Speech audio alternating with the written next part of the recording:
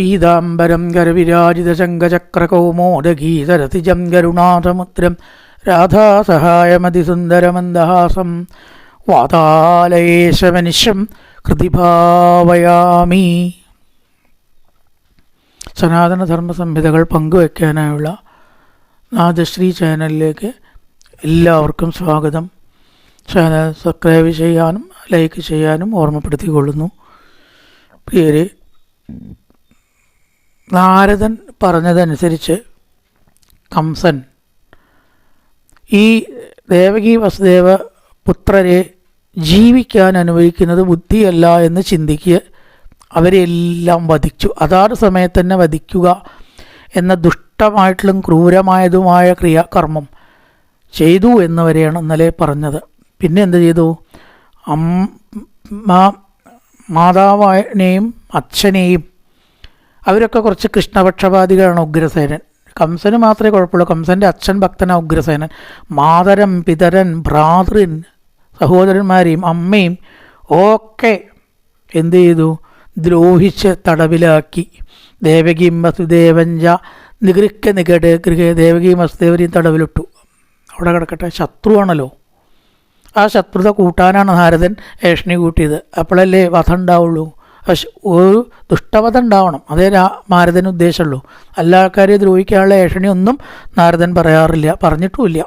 അപ്പം നാരദൻ മഹാസിദ്ധനും ഭക്തനും ഒക്കെയാണ്. നമ്മളൊരു ലണ്ടാത്ത രീതിയിലാണ് പറയുക. ആ നാരദൻ്റെ പണി എന്തിനാണ് നിങ്ങൾ എടുക്കണത്? അപ്പോൾ നാരദൻ എന്ന് പറഞ്ഞാൽ ഒരു ഏഷണിക്കാരൻ, അങ്ങനെയല്ല.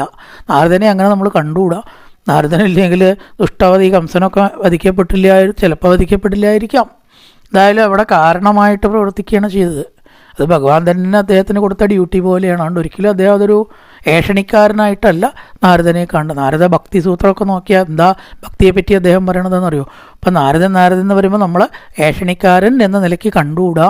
ഭഗവാന്റെ അവതാര കാര്യത്തിൽ ഘടിപ്പിക്കാൻ ഭഗവാന്റെ ഭാഗമായി നിൽക്കുന്ന, സഹായിക്കാനായിട്ട് നിൽക്കുന്ന നല്ലൊരു ഭക്തനാണ് നാരദൻ. അതുകൊണ്ടാണ് ഇതൊക്കെ പറഞ്ഞ് വേണ്ടത്രോളം ദ്രോഹം കംസൻ ചെയ്യട്ടെ, എന്നാലാണ് കംസനെ ഭഗവാൻ കൊല്ലുള്ളൂ. പാപം കൂടണല്ലോ, അതിനൊക്കെ ഓരോ കണക്കുണ്ട്. ആ പാപം എത്ര ചെയ്താലേ കൊല്ലുമോ, വേഗം കൂടിക്കോട്ടെ എന്ന് വിചാരിച്ചിട്ടാണ് ഇതെല്ലാം ചെയ്തത്. ഏതായാലും ഈ കുട്ടികളെ മുഴുവനും വധിച്ചു. ഹതേഷു ഷട്സു ബാലേഷു 6 കുട്ടികൾ വധിക്കപ്പെട്ടു. 6 കുട്ടികളെ എന്താ കഥ ആലോചിച്ച് നോക്കൂ. ഒരമ്മയുടെ 6 കുട്ടികളെ അല്ലെ ഒരാൾ പാറമുള്ള അടിച്ച് കൊല്ലുക എന്നുള്ള പറഞ്ഞ കഥ കേട്ടിട്ട് നമുക്കിങ്ങനെ ശീലമായി. അതൊന്ന് ചിന്തിച്ച് നോക്കിയാൽ ആ അവസ്ഥയുടെ ഗൗരവം എങ്ങനെ പറഞ്ഞറിയിക്കുക. അതാണ് ഇവിടെ പ്രലംബം ഭഗൻ ചാണൂരൻ തൃണാവർത്തൻ മുഷ്ടിക അരിഷ്ടൻ ദേവിതകൻ മുതലായിട്ടുള്ളവരെല്ലാവരോടും കൂടിയാലോചിച്ചു കംസൻ. കാഞ്ഞിരക്കുരുവിന് വേപ്പുംകുരു സാക്ഷി എന്ന് പറയും നമ്മൾ. കംസന് പറ്റിയ ചില ദുർമന്ത്രിമാരുണ്ട്. യദൂനാം കഥനം ചക്രേ, യദുക്കളെ മുഴുവനും ദ്രോഹിച്ചു. എല്ലാം ശത്രുക്കളായിട്ടുണ്ട് കണ്ടു. ഒരാളെയും വിട്ടില്ല എന്നർത്ഥം. ശത്രുക്കളായാൽ പിന്നെ അവരെ തൊട്ടവരൊക്കെ ശത്രുക്കൾ, അങ്ങനെയുണ്ടല്ലോ.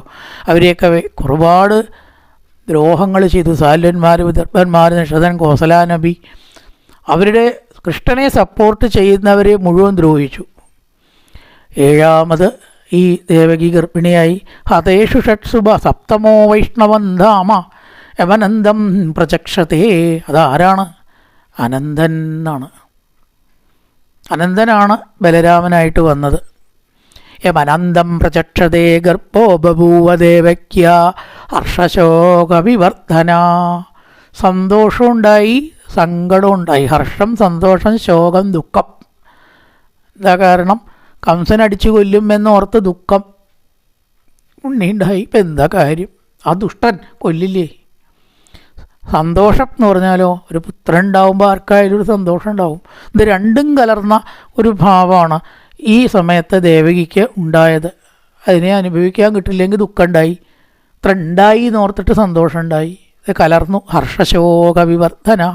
ഈ സമയത്ത് ഭഗവാൻ അഭിവിശ്വാത്മാ വിധിത്വാ കംസചംഭയം യദൂനാം നിജനാദാനാം യോഗമായാം സമാദിശത്. ഈ സമയത്ത് ഭഗവാൻ ചിന്തിച്ചു, ഈ കുട്ടി വധിക്കപ്പെടാൻ പറ്റില്ലല്ലോ, ബലരാമനായിട്ട് തൻ്റെ കൂടെ നടക്കേണ്ട ആളാ. ഇപ്പം എന്ത് ചെയ്തു?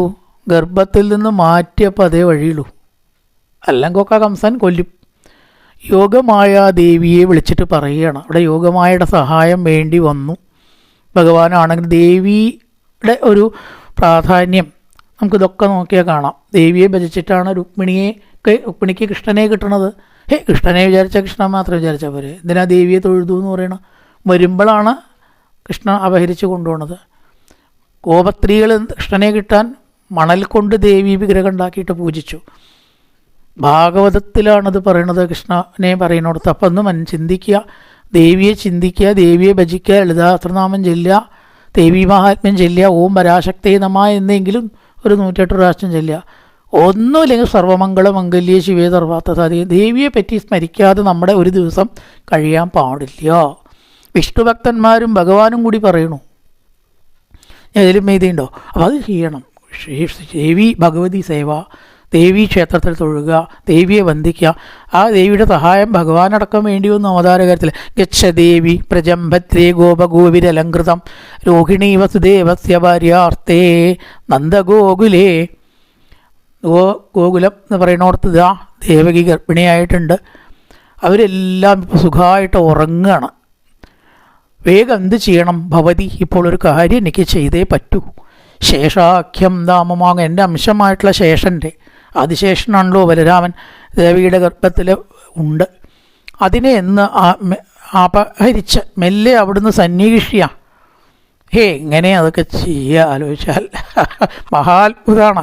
അപ്പം നമ്മുടെ ജനറ്റിക്കായിട്ടുള്ള വിദ്യകൾ, പ്രസവമാണെങ്കിലും ജനിക്കുന്നതാണെങ്കിലും ആയിരിക്കുന്ന വിദ്യകൾ പണ്ട് എത്രത്തോളം അഡ്വാൻസ്ഡ് ആയിരുന്നു എന്നും കൂടി ചിന്തിക്കണം എന്നാണ് ചിലർ പറയണം. ഇന്നിപ്പോൾ നമ്മൾ ഗർഭപാത്രം വാടകയ്ക്ക് എടുക്കലും ടെസ്റ്റ് ട്യൂബ് ശിശു വരെ എത്തി. പണ്ട് അതിനേപ്പോൾ അപ്പുറം എത്തിയിരുന്നു എന്നാണ് കേട്ടിട്ടുണ്ടോ? 3 മാസം ഒരാളുടെ ഗർഭത്തിൽ, 7 മാസം വേറൊരാളുടെ ഗർഭത്തിൽ. ഇങ്ങനെ ഒരു കഥ. എന്നാൽ ബലരാമൻ അങ്ങനെയാണ്. 7 മാസം ദേവീ ഗർഭസ്ഥനും ബാക്കി 3 മാസം ഇങ്ങടും ആയിരുന്നു എന്നാണ് രോഹിണിയുടെ ഗർഭത്തിൽ. ആ ഗർഭത്തെ ഒരു ഗർഭത്തിൽ കുറച്ചായപ്പോൾ മാറ്റി മറ്റേ ഗർഭത്തിലാക്കുക എന്ന അത്യത്ഭുതമായ ജനറ്റിക് വിദ്യ പണ്ട് ഭാരതത്തിൽ അറിയാമായിരുന്നു എന്നാണ് പറയുന്നത്. അത്ഭുതമല്ലേ ആലോചിച്ച്? അതാണ് ബലരാമന് 2 അമ്മമാർ ഉണ്ടാവാൻ കാരണം. ഗർഭം തന്നെയാണ് ഇനിയും. അങ്ങനെ 2ാം ഗർഭത്തിൽ കുറച്ച് കാലം ദേവിയുടെ ഗർഭത്തിലും ബാക്കി കാലം രോഹിണിയുടെ ഗർഭത്തിലുമാണ് ഉണ്ടായത്. അതാണ് 2 അമ്മമാർ ചോദിക്കേണ്ട പരീക്ഷത്ത് എന്താ കാരണം. അതുകൊണ്ടാണ് കൃഷ്ണൻ ദേവകീപുത്രനായിട്ടും രോഹിണീപുത്രനായ പ്രസവം ഉണ്ടായത് രോഹിണിയാണ്. അപ്പോൾ രോഹിണീപുത്രൻ എന്നല്ലേ എല്ലാവർക്കും ഒരു, പക്ഷേ കുറച്ചു കാലം ഇവിടെ ദേവകിയുടെ ഉദരത്തിലുള്ളതുകൊണ്ടാണ് ഭഗവാന്റെ സഹോദരനായത്.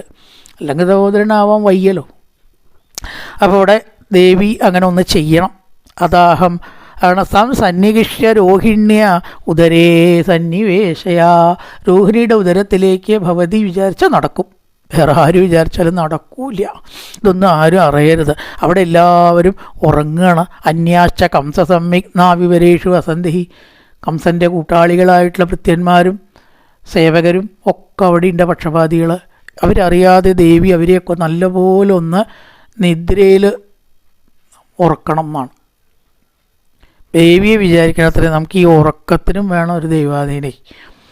യാ ദേവി സർവഭൂതേഷു നിദ്രാരൂപേണ സംസ്ഥിത നമസ്തസ്യൈ നമസ്തസ്യൈ നമസ്തസ്യൈ നമോ നമഃ. ഇത് 108 പ്രാവശ്യം ചൊല്ലിക്കിടന്ന സുഖമായിട്ടുള്ള ഉറക്കം കിട്ടുന്നതാണ്. ഏതൊരു ദേവിയാണോ ഉറക്കരൂപത്തിൽ എല്ലാവരിലും വിളങ്ങുന്ന ഒരു വലിയ ഭാഗ്യമാണ് ഉറങ്ങുക എന്ന് പറഞ്ഞാൽ. ഉറങ്ങാത്തവരോട് ചോദിക്കണം അല്ലേ അതിൻ്റെ സുഖം അറിയണം വെച്ചാൽ. അപ്പം ദേവിയാണ് എല്ലാവരെയും ഉറക്കണം. ഞാനാവട്ടെ 8ാമത് ദേവിയുടെ ഗർഭത്തിൽ ഇതാ അംശഭാഗേന ദേവക്യ പുത്രതാം ശുഭേ 8ാമതായിട്ട് ഞാൻ പ്രവേശിക്കുന്നു. കൃഷ്ണനായിട്ട് അവതരിക്കാൻ പോവുകയാണ്. ദേവി ഈ ഒരു ഉപകാരം അവരെയൊക്കെ ഉറക്കി കിടത്തണം. ഈ ഗർഭത്തെ രോഹിണിയുടെ ഗർഭത്തിലേക്ക് മാറ്റുകയും വേണം എന്ന് അങ്ങനെ പറഞ്ഞു. അതോടുകൂടിയിട്ട് യശോദ ഈ സമയത്ത് ഗർഭിണിയായി ഒരു പെൺകുട്ടിയെ പ്രസവിക്കുകയാണ്. അപ്പം അതാണ് ദേവിയായിട്ട് വരുന്നത് എന്നാണ്, യശോദയുടെ ഗർഭത്തിലായിട്ട്. അപ്പോൾ യോഗമായ ദേവി മാറ്റുന്നത് ബലരാമനെയാണ് രോഹിണിയുടെ ഗർഭത്തിലേക്ക്. യശോദ ഈ സമയത്ത് ഗർഭിണിയാവുന്നു. ആ സമയത്ത് ദേവി തന്നെയാണ് യശോദയുടെ പുത്രിയായിട്ട് അവതരിക്കുന്നത്. അപ്പോൾ ദേവിക്ക് 2 കർത്തവ്യമുണ്ട്. ഒന്ന് യശോദയുടെ ഗർഭത്തിൽ ജനിക്കുക എന്നതും മറ്റൊന്ന് ഈ ഗർഭത്തെ മാറ്റാൻ വേണ്ടിയിട്ട് ഉറക്കത്തിൽ ഇവരെയൊക്കെ പെടുത്തി സഹകരിക്കുക, സഹായിക്കുക എന്നത്. രണ്ട് കർത്തവ്യമുണ്ട് ദേവിക്ക്. യശോദയുടെ പുത്രിയായിട്ട് വരുന്നത് ഈ ദേവിയാണ്. ദേവി അങ്ങനെ വരണം എന്നും ഭഗവാൻ അപേക്ഷിച്ചു. വെറുതെ വേണ്ട കേട്ടോ.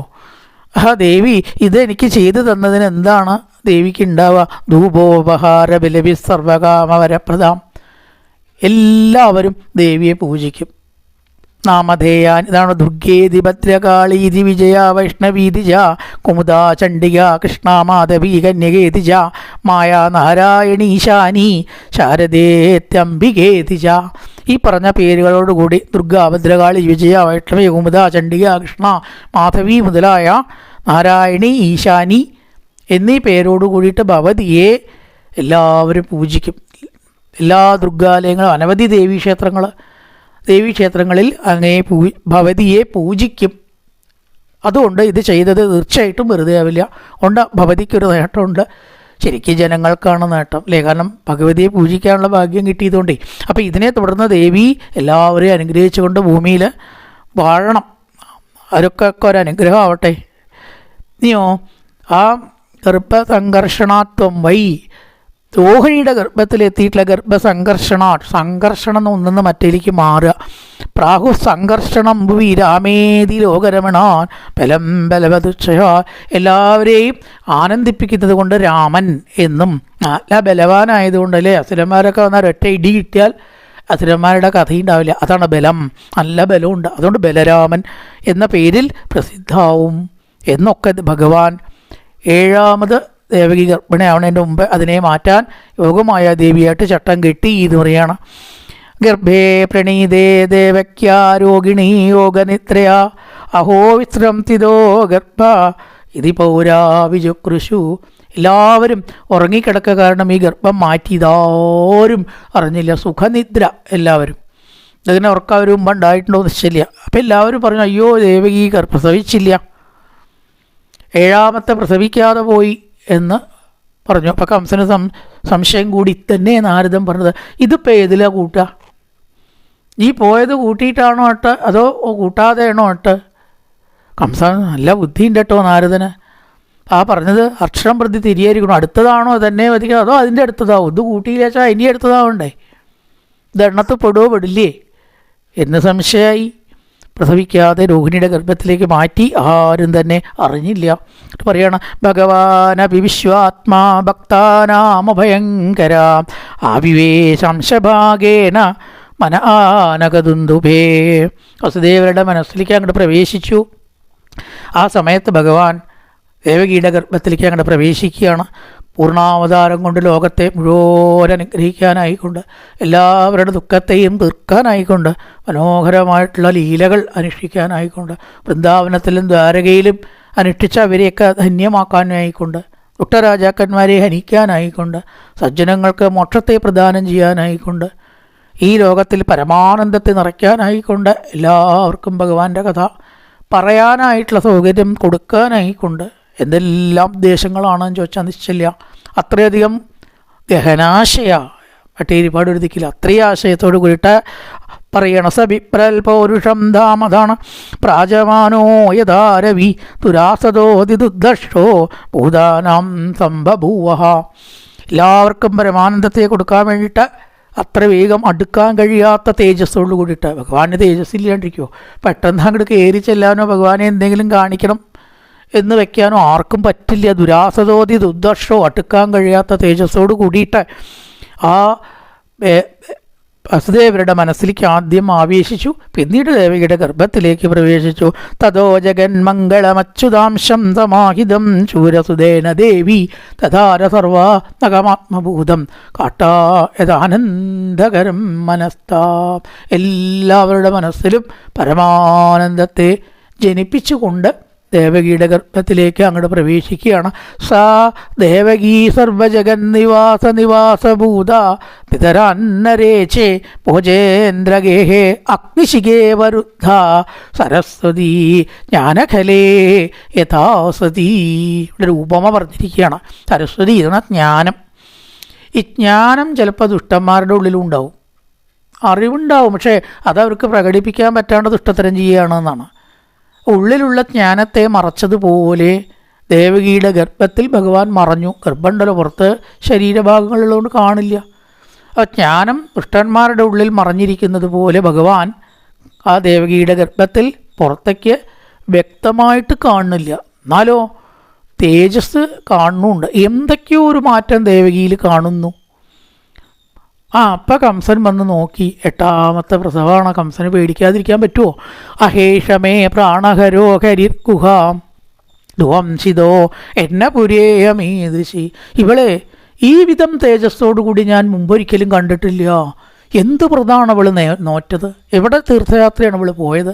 എന്ത് ഉപാസനയാണ് ചൊല്ലിയത്? എന്ത് മന്ത്രമാണ് ചൊല്ലിയത്?